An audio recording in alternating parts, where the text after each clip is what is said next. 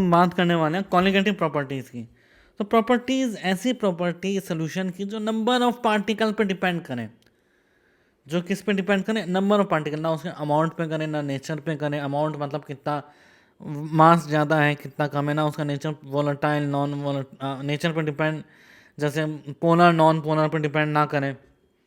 ठीक है, तो the properties of the solution which are depend on the total number of particle और total concentration of particle in the solution and not dependent on the nature of shape, size, nature, charge, etc. of the particle. जबकि constitutional properties वो है which are dependent nature of the particle. जैसे electrical conductance nature of particle पर depend करती है कि conductance किसकी ज़्यादा होती है, आयरन की ज़्यादा होती है और एक ग्रेफाइट की कम होती है। तो ये सब नेचर ऑफ पार्टिकल पर डिपेंड करती है। लेकिन कॉलिगेटिव प्रॉपर्टी जो है वो नेचर ऑफ पार्टिकल पर डिपेंड नहीं करती है। आइए कॉलिगेटिव प्रॉपर्टी का कुछ एग्जाम्पल लेते हैं। तो कॉलिगेटिव प्रॉपर्टी का एग्जाम्पल की अगर हम बात करें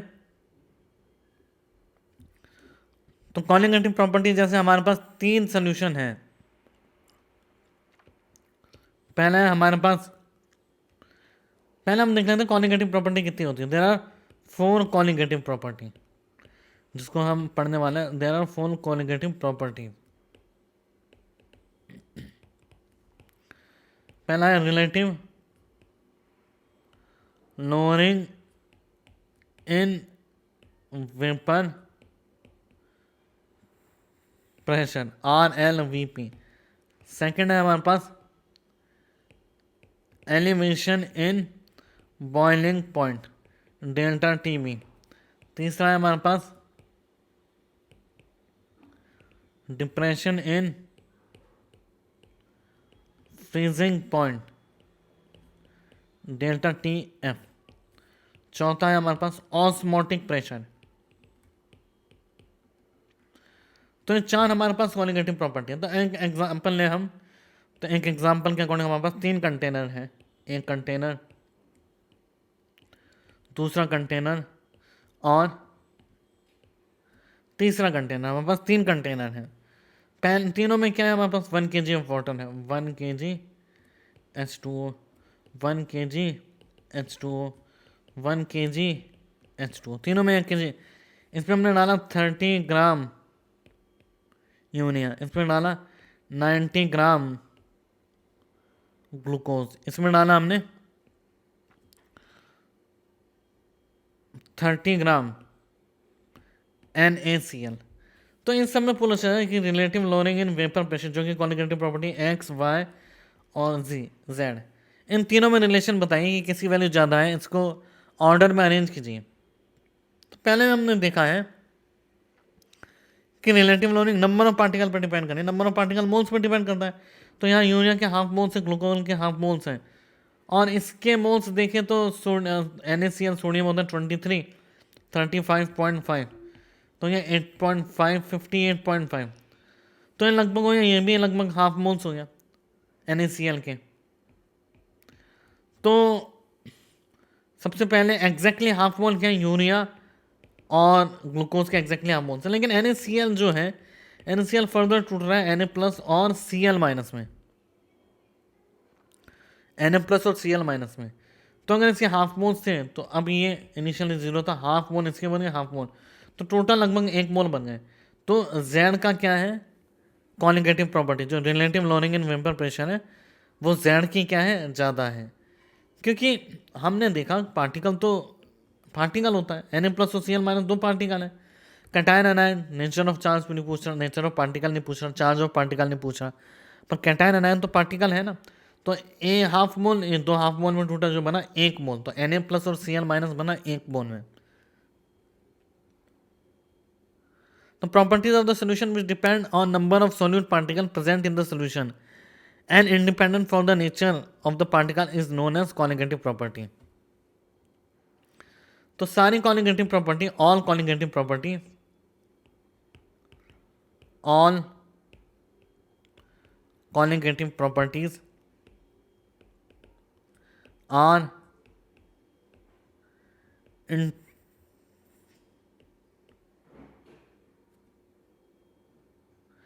inter related with each other. That is, by knowing the value of anyone other can be calculated. एक की वैल्यू पता चल जाए तो हम दूसरी कॉन्जुगेटिव प्रॉपर्टी पता लगा सकते हैं. All conjugative property depends upon molality पे डिपेंड करती है, मोलैलिटी ऑफ सॉल्यूशन. अब कॉन्जुगेटिव प्रॉपर्टी की क्या कंडीशन है? Conditions for conjugative property. Condition for conjugative property. Conjugative property की क्या कंडीशन है? पहला, solution should be dilute. Solution क्या होना चाहिए? डाइल्यूट होना चाहिए बहुत ज़्यादा. ऐसे नहीं कि नंबर ऑफ सॉल्यूट पार्टिकल बहुत ज़्यादा है, बहुत कम होने चाहिए. And solute should be non volatile. Solute क्या होना चाहिए? नॉन वोलेटाइल, वो वेपराइज नहीं होना चाहिए. अब हम एक टर्म पे आते हैं जो कि है वेंट हॉफ फैक्टर, जो हमारा जानना जरूरी है पहले. वेंट हॉफ फैक्टर, जिसको हम कहते हैं आई से डिनोट करते हैं. तो this factor takes into account number of particle after association on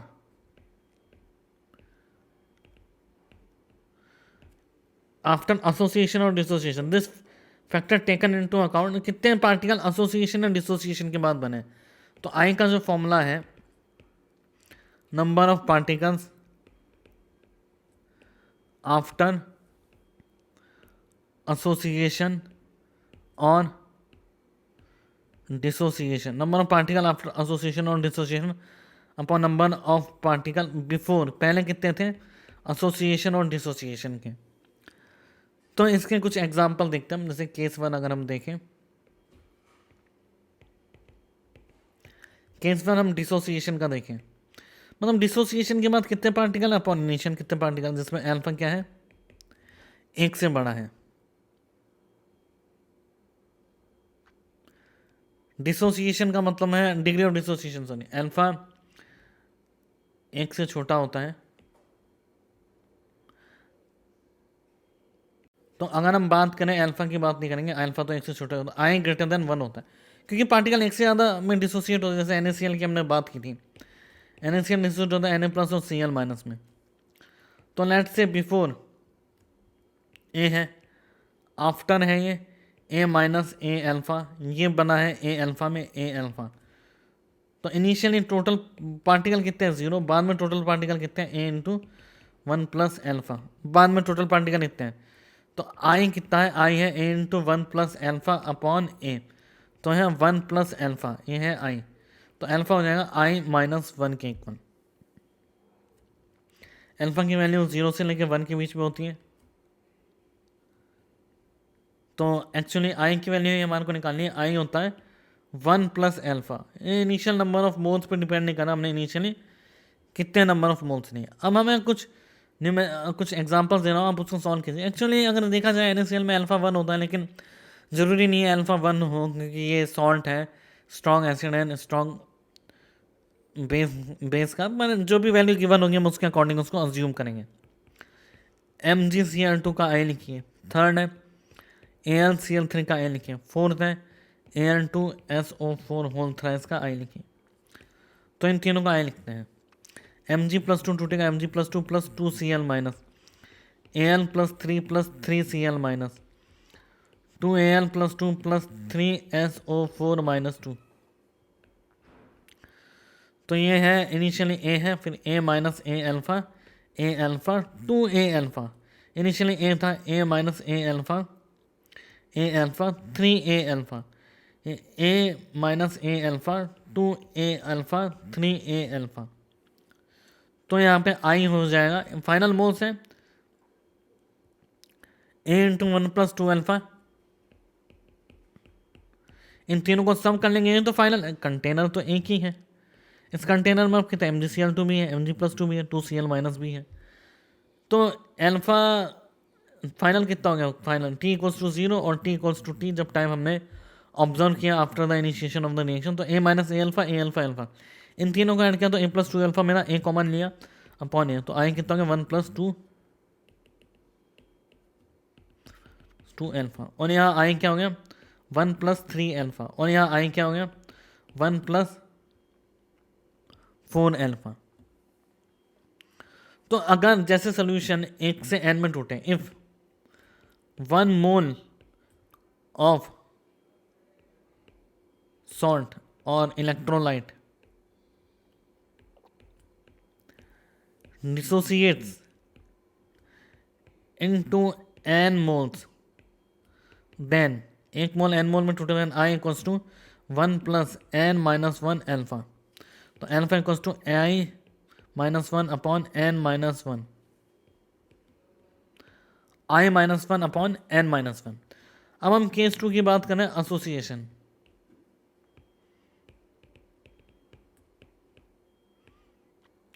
association की बात कर रहे हैं हम, तो एसोसिएशन में number of particle decreases and alpha यहाँ तो एक से कम ही होता है, पर आई भी एक से कम होगा। आई की वैल्यू क्या होगी, क्योंकि दो पार्टिकल जुड़ गए तो भाई टोटल नंबर ऑफ पार्टिकल कम हो गए, तो वेंटो फैक्टर कम हो गया। इसमें हम दो केस देख रहे हैं, डायमराइजेशन और ट्राइमराइजेशन। तो पहला हमने देखा है डायमराइजेशन।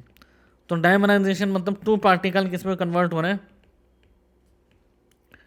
वन पार्टिकल में। टू पार्टिकल किस में कन्वर्ट हो रहे हैं, वन पार्टिकल। 2a से बना है ये a2। तो बिफोर एसोसिएशन क्या था, बिफोर था ये a, आफ्टर क्या हुआ a माइनस ए अल्फा, और ये हो जाएगा a अल्फा बाय 2।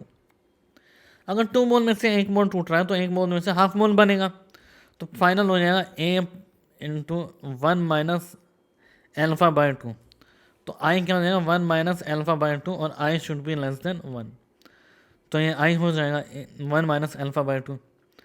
तीसरा है trimerisation.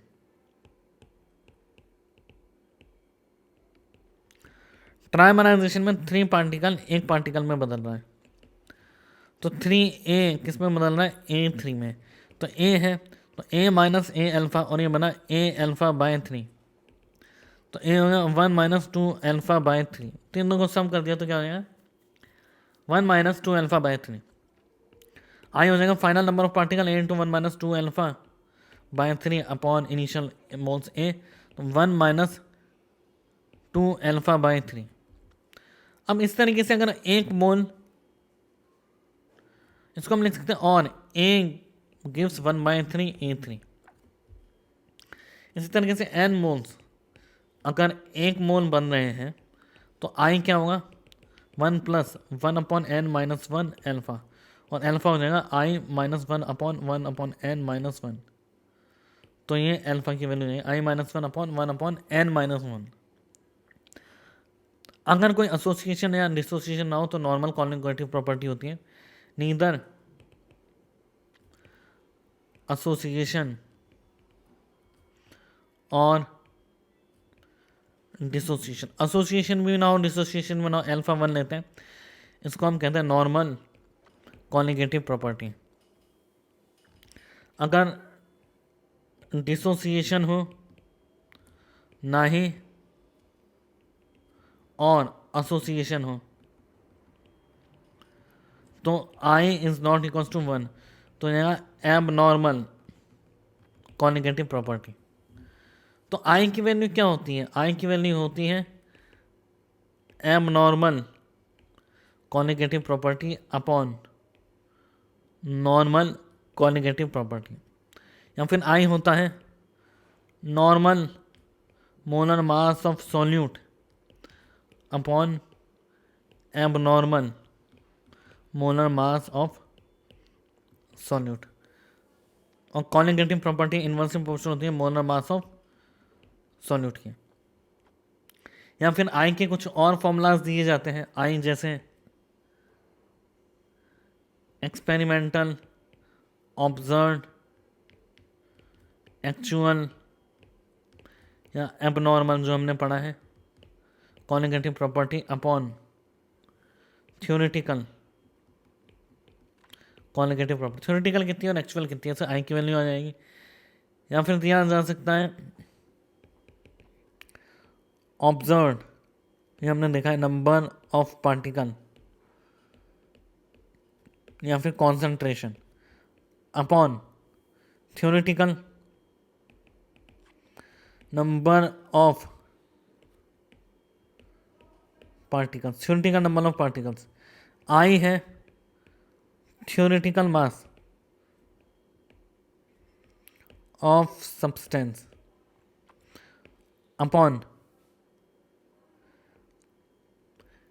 Experimental molar mass of the substance. I greater than 1 हो तो क्या होता है, डिसोसिएशन। आई लेस देन 1 हो तो क्या होता है, एसोसिएशन। आई होता है पाई एक्सपेरिमेंटल अपॉन पाई थ्योरेटिकल। यहाँ पाई क्या है, पाई है हमारे पास ऑस्मोटिक प्रेशर, तो experimental osmotic pressure upon theoretical osmotic pressure. अब आइए मोलर मास के टर्म्स में देखते हैं कि ऑब्जर्व मोलर मास या फिर क्या होता है। तो जैसे मोलर मास कैसे चेंज हो सकता है किसी का, भाई मोलर मास की अगर हमने डेफिनेशन देखी, मोलर मास देखता normal molar mass divide by abnormal molar mass. तो एबनॉर्मल मोलर मास क्या हो, जैसे हम बात करें CH3 डबल बॉन्ड OH, दो एसिटिक मिलके डाइमर बना लेते हैं। इसका ऑब्जर्व कितना है 120 आ जाता है, जबकि M थ्योरेटिकल कितना है 60। कार्बन है 12, तो ये मास आ गया इसका 60। तो इस तरीके से मोलर मास भी वेरी करता है। जैसे KCl का मोलर मास आता है 74.5 नॉर्मल मोलर मास, लेकिन डिसोसिएशन के बाद 74.5/2 से M ऑब्जर्व किसके बीच में होता है 74.5, इन दोनों के बीच में होता है, क्योंकि डिसोसिएट हो रहा है ये। तो अगर डिसोसिएट होता है तो मोलर मास क्या होता है, डिक्रीज। मोलर मास क्या होगा, डिक्रीज। लेकिन एसोसिएशन में मोलर मास क्या होता है, इंक्रीज।